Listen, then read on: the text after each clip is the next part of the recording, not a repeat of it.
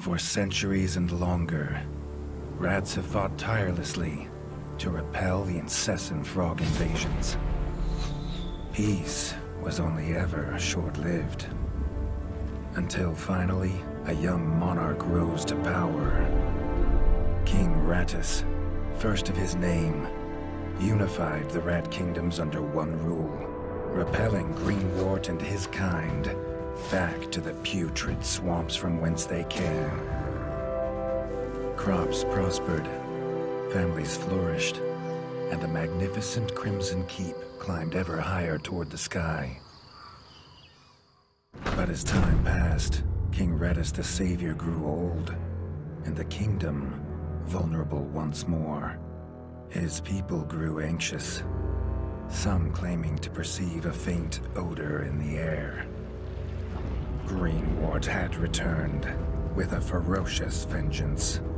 Amassing an army of unfathomable scale, he burned everything in his path towards the Crimson Keep. King Rattus gazed down upon his withered claws, barely able to hold the crown. He had little hope wielding a sword. So it was decided the crown should pass to Whiskers New. Arise, young prince, for the kingdom needs a hero. And so, your tale begins.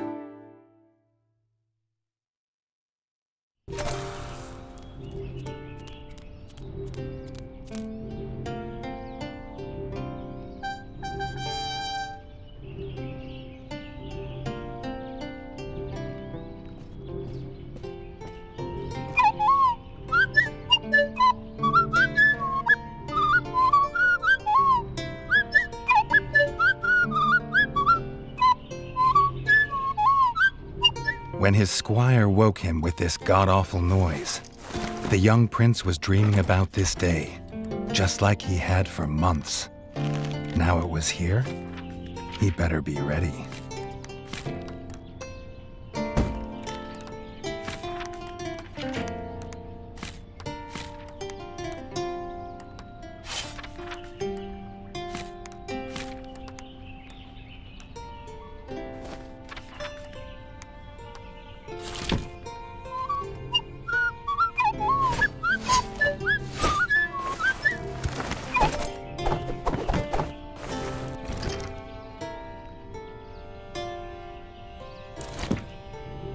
If he'd known how unlike a dream today would be, he might have stayed in his bed.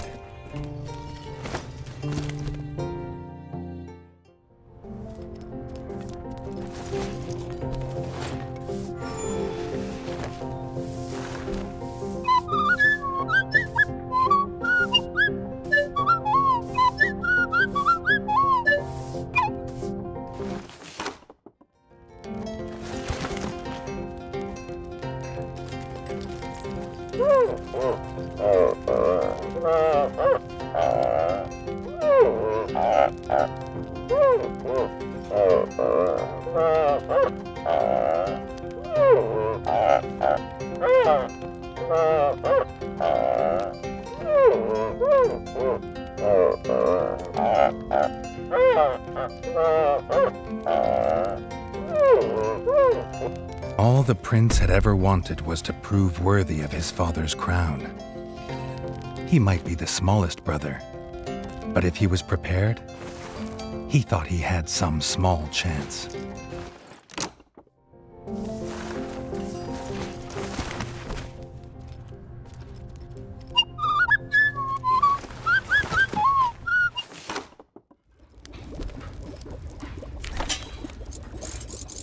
Reggie's brother, the chef, offered a fine menu, but after Dennis had eaten, there was no food left. Chef would need new supplies from the cellar if Reggie wanted a decent breakfast.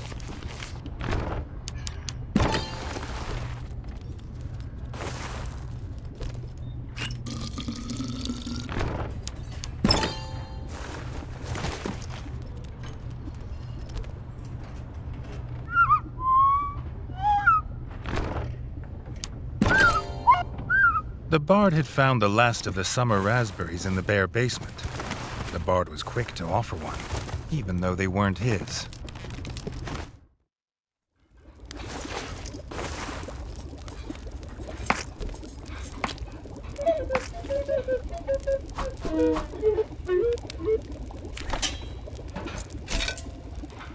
He had the ingredients. His brother, the chef, would make you a feast fit for kings. Or so he says. Reggie only ever gets his brother Dennis's leftovers, so he wouldn't know.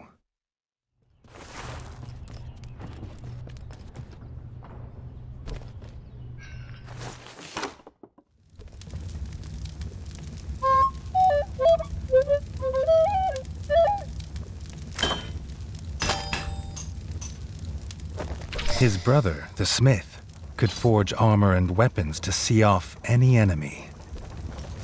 He'd make some for Reggie, if the young prince could find blueprints for a rat of his stature.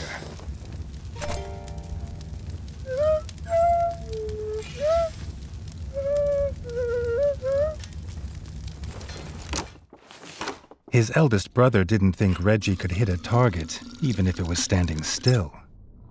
But Reggie had been training hard. Freshly squeezed bug juice, drink of champions. Nothing better after a long fight. The training dummy's red attacks were too strong to block. It was fast, but Reggie could be faster. Not even Reggie could dodge the dummy's yellow attacks.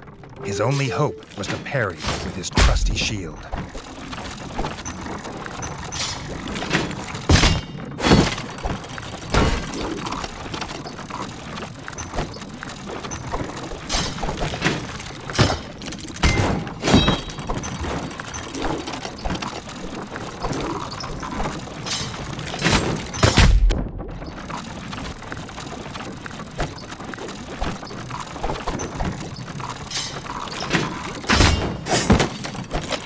The dummy's final attack shook the ground.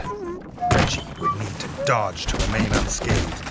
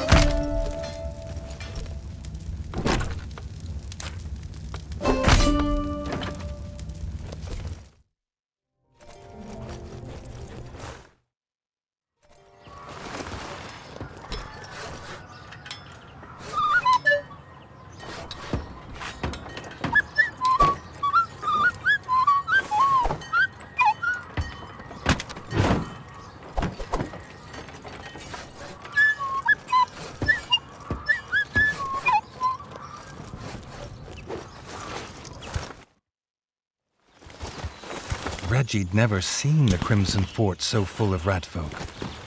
The whole kingdom was there. Some even cheered for him. But the king had let his eldest brother lead the procession.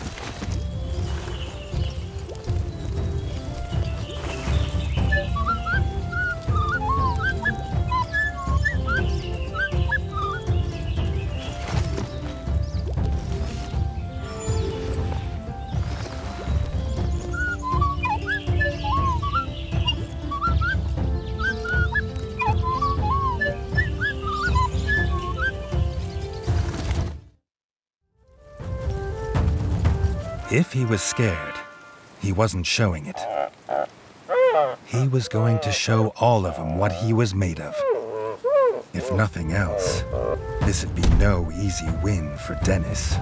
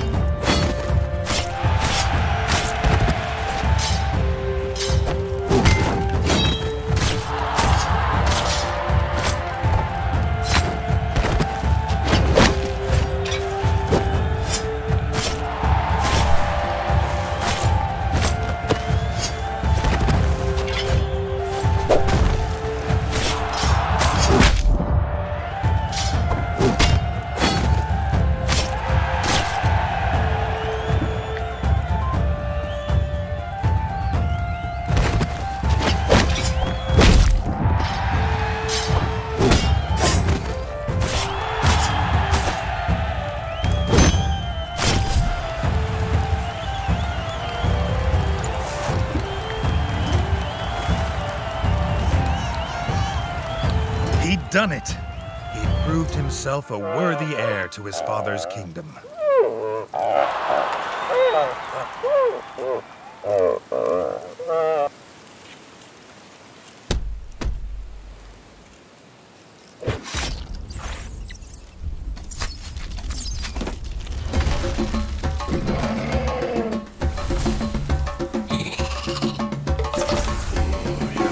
His dream was about to come apart.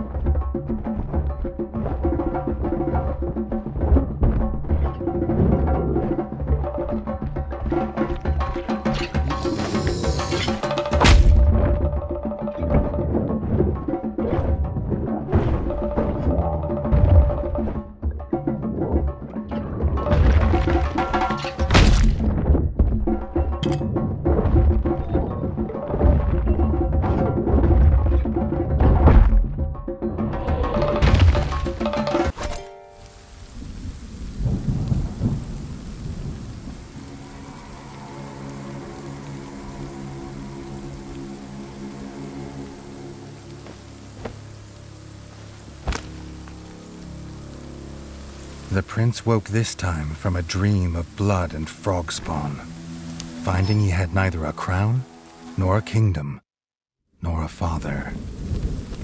He needed a place to recover, somewhere to make a plan.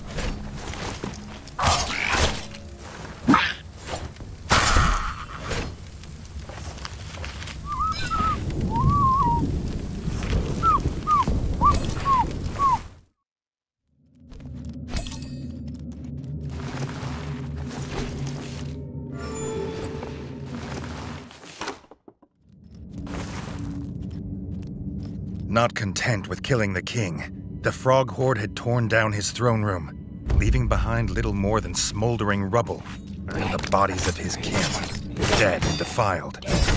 Reggie had never seen such evil, nor felt such rage.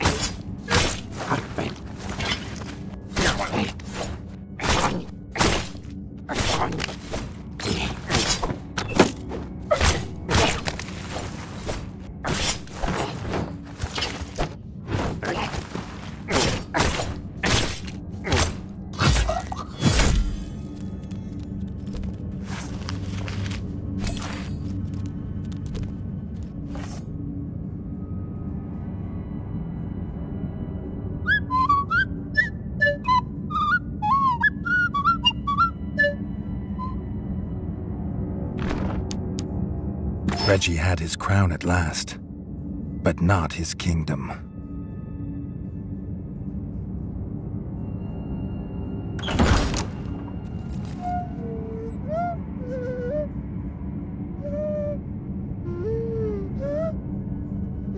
Dennis had returned, but shamefaced. Drunk from drowning his sorrows in the village, he couldn't hold back the frogs there, or stop them taking their brother, the chef.